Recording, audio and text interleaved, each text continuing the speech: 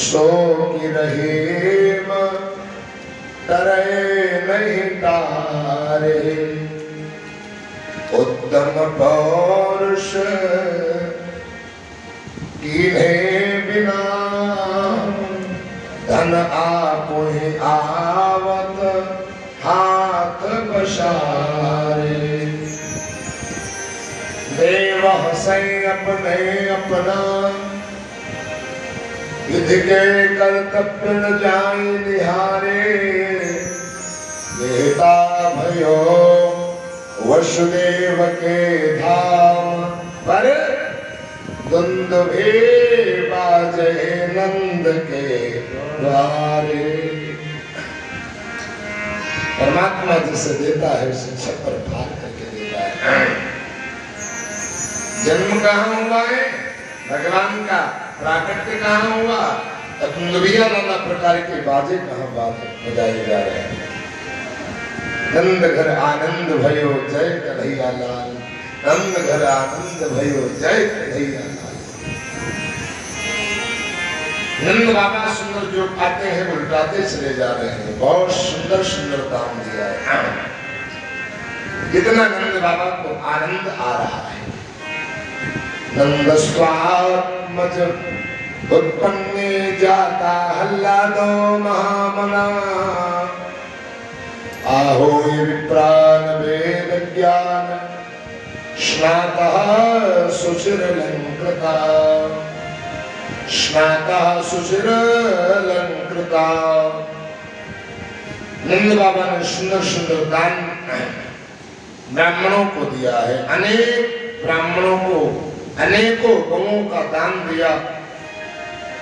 धेनूनां नेते प्रादात् विप्रेभ्यः शबलं कृते तिराद्रेण शतरत्नौ वसातकं मां परमव्रतान्। गौओं को सुंदर जिनके खुरों में चांदी मढ़ा करके और जिनके सींगों में सोना मढ़ा करके दान थोड़ा दिया जाए लेकिन दिया जाए। दान देना चाहिए। दिया हुआ दान ही कई गुना ज्यादा समय आने पर मिलता है। लेकिन जिनकी पवित्र भावना होती है उनको देते भी है। कल मैंने हॉस्पिटल और राधा कृष्ण भगवान की मंदिर के लिए जगह के लिए सेवा इशारा किया थोड़ा। हमारे आदरणीय श्री भागवत के यजमान महोदय हैं अजीत सिंह जी ने वो 5 स्क्वायर फीट मतलब 51 मुद्राओं का योगदान नैमिषारण्य में सुंदर जो है भूमि के लिए दान किया। आज बहुत बहुत उनको साधुवाद है, धन्यवाद है। एक माता जी ने भी गुप्त दान का नाम पता नहीं है, उन्होंने गुप्त दान किया है। 1 ईंट का दान किया है, आधा स्क्वायर 521 मुद्राओं का। उनको भी बहुत बहुत हृदय से मंगल कामना साधुवाद है। नंद बाबा सुंदर दान करते चले जा रहे। दान किया हुआ ही मिलता है और समय पर कई गुना ज्यादा मिलता है। लेकिन हमारे समझ में नहीं आता। हॉस्पिटल में डॉक्टर साहब के यहाँ लाखों रुपए हम देने को तैयार हो जाएंगे और हाथ जोड़ेंगे, साहब बचा लो बस, कुछ भी हो जाए, पैसे कोई चिंता मत करना, ठीक है 5 लाख पहले जमा व्यवस्था कर दूंगा। कोर्ट कचहरी में लुटाते लुटाते एकदम सब खोखला हो जाएंगे, वहां कुछ नहीं। लेकिन यज्ञ के नाम पर, भागवत के नाम पर, धर्म के नाम पर, मंदिर के लिए, संतों की सेवा, हॉस्पिटल के लिए भूमि दान या अन्न से, ये तो बिरलई के द्वारा हो पाता है जिनकी बहुत विशाल हृदय और छाती होती है। दान करना चाहिए भगवान के लिए। आपने कथाओं में सुना होगा द्रौपदी ने जरा सी चीट फाड़ करके भगवान की उंगली में बांधी थी। और चीट बांधने का परिणाम कितना गुना भगवान ने किया। दुशासन के अंदर 10,000 हाथियों का बल था।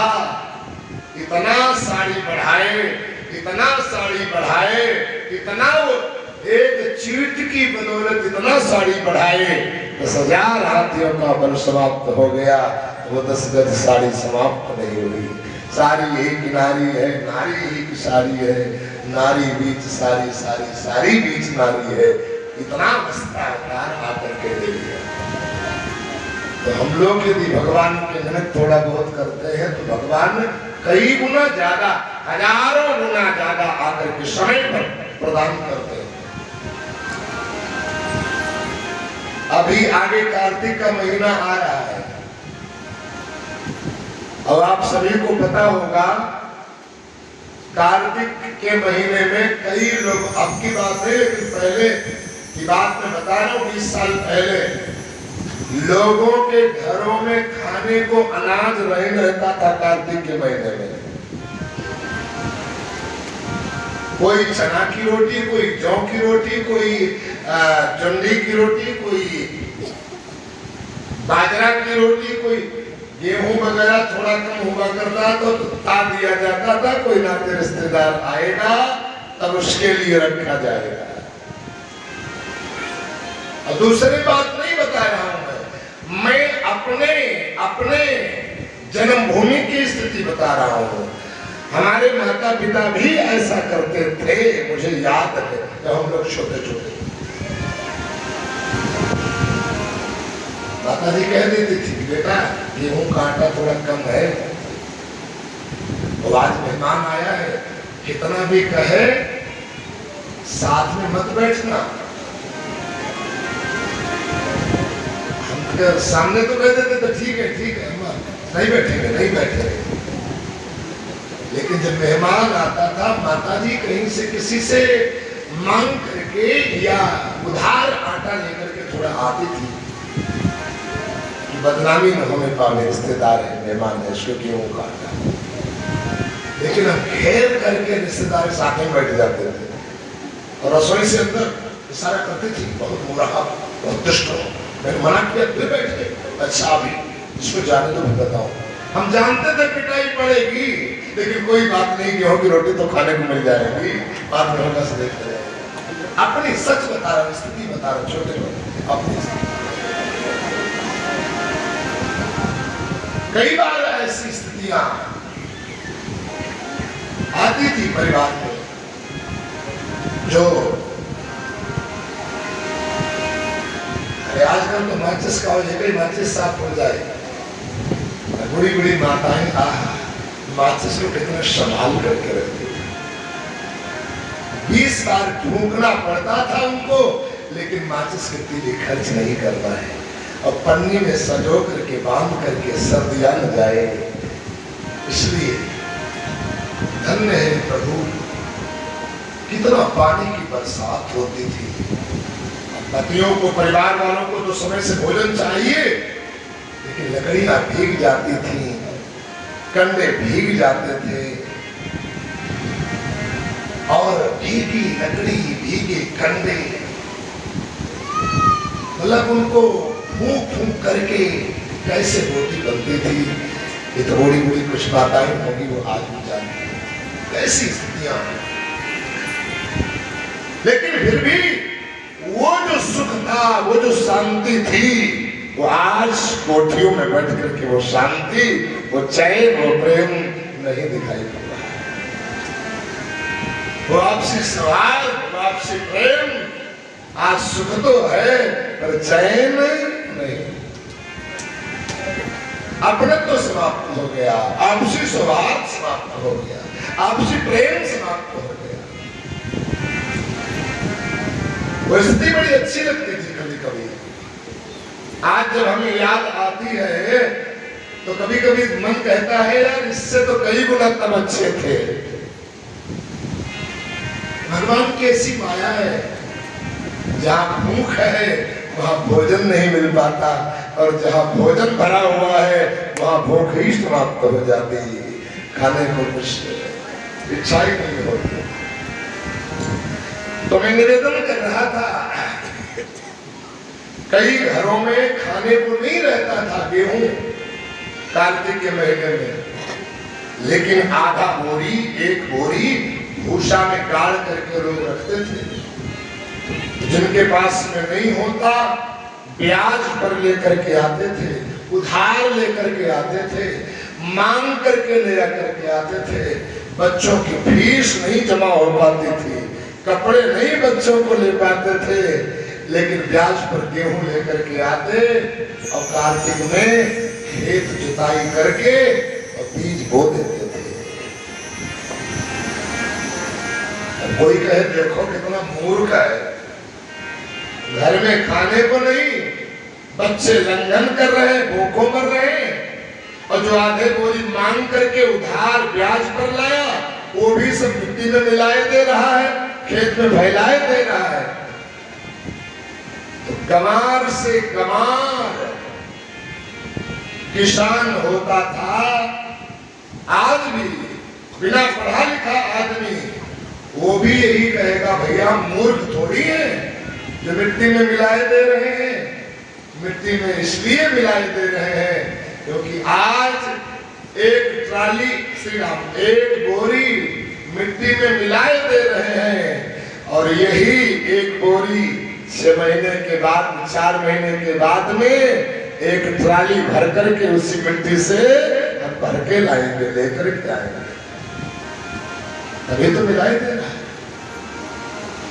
मेरे कहने का तात्पर्य चाहे परमात्मा हो, चाहे धर्म हो, पृथ्वी माता हो, आप जितना उनके नाम से देते हो समय आने पर कई गुना ज्यादा आपको मिलता है। ये समझ और ये धैर्य होना चाहिए। कई लोग यज्ञ वगैरह कराते हैं, हवन करवाते हैं, भगवान को भोग लगाते हैं, भंडारे करते हैं, तो सब बर्बाद किए दे रहा है, सब बर्बाद किए जा रहा है। बताओ, सब धुआं फेंके दे, सब जलाए दे रहा है, कोई पता ही नहीं है कि इसका महत्व क्या होता है। आज तो थोड़ा घी, थोड़ा साकल्य हम हवन में डाल रहे हैं, अग्नि में हवन कर रहे हैं, लेकिन वही यज्ञ भगवान हमें कई गुना समय पर प्रदान करते हैं आकर। लेकिन जो मिला है उसका हमें ध्यान नहीं, और पास से जाता है तो उसका बड़ा कष्ट होता है। ये भी जो भी हमारे पास में है ये सब यहीं तक रहेगा, और यहीं मिला है और यहीं तक रहेगा भी, छूट भी जाएगा। लेकिन बीच में ऐसी कुछ आसक्ति और ममता हमें हो जाती है कि जब तक हमारी श्वास चलती रहे, जब तक हमारे शरीर में प्राण रहे, तब तक हमारे पास से छूटने न पावे, बाद में कुछ भी हो जाए। बड़े बड़े राजा महाराजा भी आसक्ति ममता छोड़ नहीं पाते। बड़े बड़े राजा महाराजा भी आसक्ति ममता छोड़ नहीं पाते। जब विश्वामित्र जी राम लक्ष्मण को लेने के लिए आए, दशरथ जी से मांगा, गुरुदेव वशिष्ठ भी वहां बैठे हैं, रामायण में आया है। तो दशरथ तो एकदम सूख गए, अब विश्वामित्र को पता नहीं क्या क्या कहना प्रारंभ कर दिया।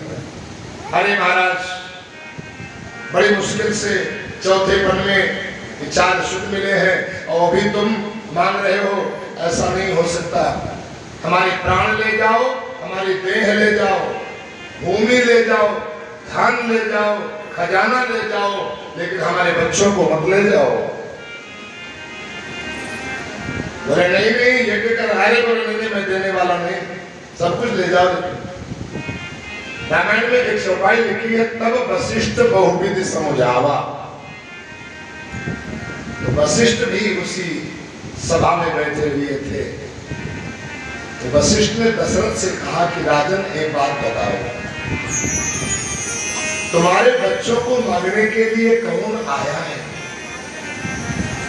तो दशरथ को कहना पड़ा कि हमारे बच्चों को मांगने के लिए एक महात्मा आया हुआ है।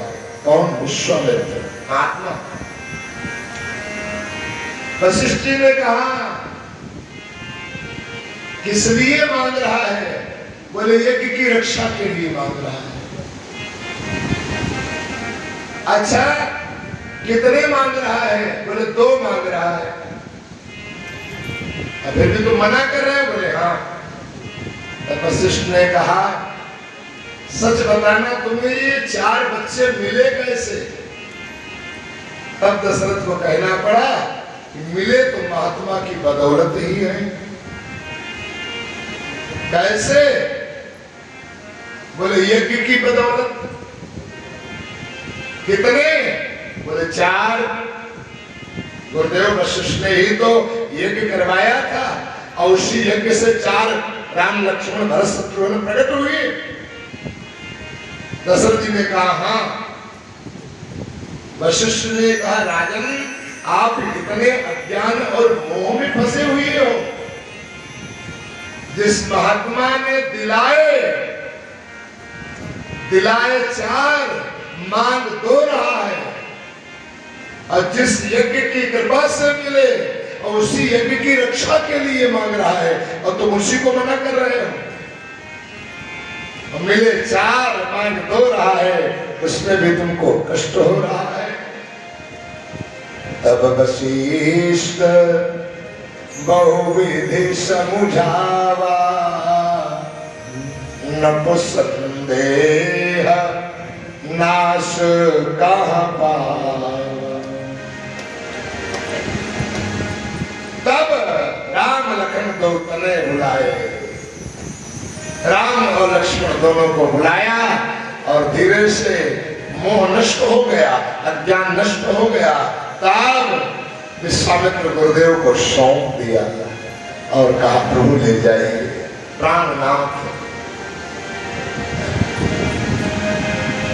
ये तने तुम्हारे वास्तविक की मेरा नहीं है, आपकी बदौलत ही मिला हुआ था, तो आप उनको ले जाइए।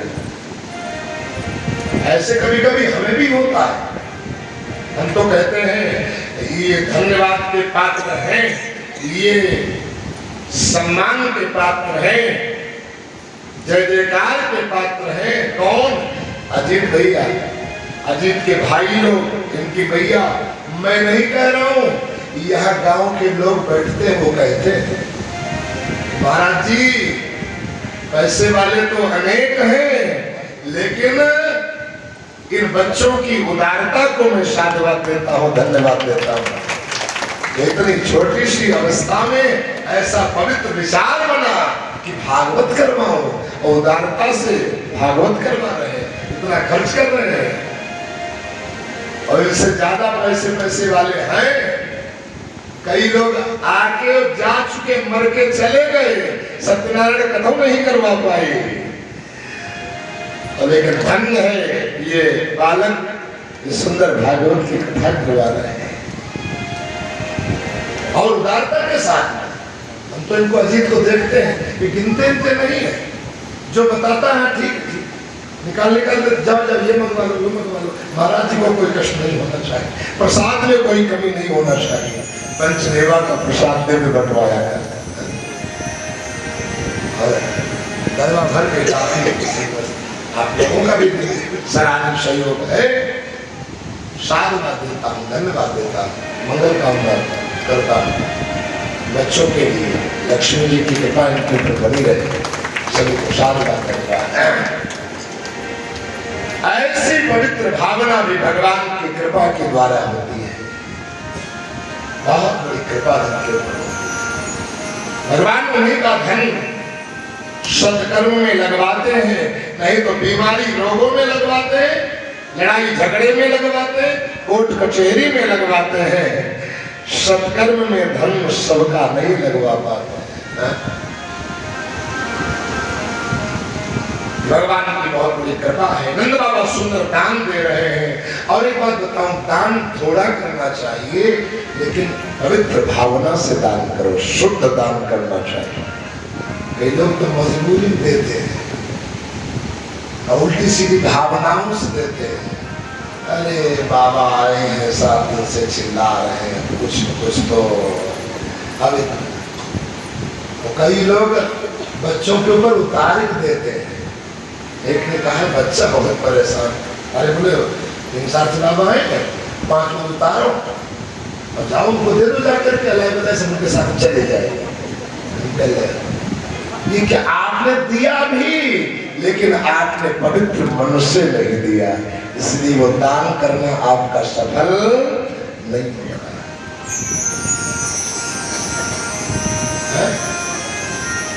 पीतल के बर्तन लिखे होते हैं भागवत में, पीतल के बर्तन ही आए हुए देखो दाता के साथ। कहीं कहीं तो कथा के लिए पूजा, अरे महाराज वो क्या हमें कथा करवाना है और पंडित जी को देना है, तो फिर दुकानदार सबसे हल्की वाली गिलास पैने वाली निकालता है, तो हल्की वाली कटोरी, और पंडित जी लेकर के जाते हैं, गिलास पानी पीते हैं और पंडितानी जी को धोने के लिए देते हैं, और पंडितानी जी गिलास में धुलने के लिए अंदर हाथ डालती हैं, तो जैसे ही हाथ डाला तो पैनी गिलास हल्की पत्ता वाली पूरी ऊपर की खाले कट गई सब, और पंडितानी जी गिलास रगड़ती जाती है, तो जिसने दिया है उसको गरियाती जाती है, वेद मंत्र बोलती जाती है, धन्य है तेरी ऐसी पूरा खून निकाल दिया। धन्य क्या मतलब है, आप 5 बर्तन मत दीजिए, 1 गिलास दीजिए, लेकिन ऐसी दीजिए किसी के काम आ जाए। 5 कपड़े मत दो, 1 छोटी सी तौलिया दान करो, लेकिन ऐसी दान करो जो किसी के काम आ जाए। कई बार रुक्मिणी विवाह में साड़ी के डिब्बे आते हैं,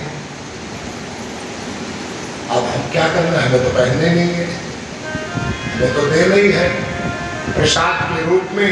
आश्रम में भी बहुत ऐसी माताएं हैं बेचारी जो विधवा हैं, जो अनाथ रहती हैं, जिनका कोई उनको मिल जा करके, और बेटी की शादी वगैरह कहीं हो, बिना बुलाए सेवा। अगले वर्ष से संकल्प हम लोगों का बन रहा है कि नैमिषारण्य में महाशिवरात्रि के शिव विवाह के पावन पर्व पर गरीब कन्याओं की शादी करवाने का, किसी भी कोई संपर्क में हो तो आप लोग उनको सूचित करें, यथायोग्य दान दहेज और आचार्यों के साथ वैदिक विधान के साथ में उनका विवाह वहां करवाया जाएगा महाशिवरात्रि के पर्व पर अगले वर्ष।